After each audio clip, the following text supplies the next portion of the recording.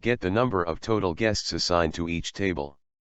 When managing seated events, you may often face a list format which includes a table number column, in our case, column C. All 100 guests have got a table number assigned.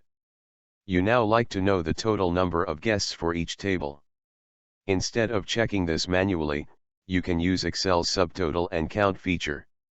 Select column C, and click on your Data tab. Click on Subtotal.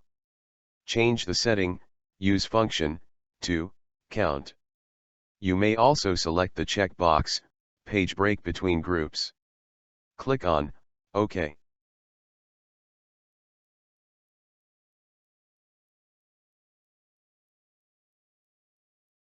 If you liked this video, please subscribe to our channel for more event planners tips and tricks. Thank you for watching and happy event planning.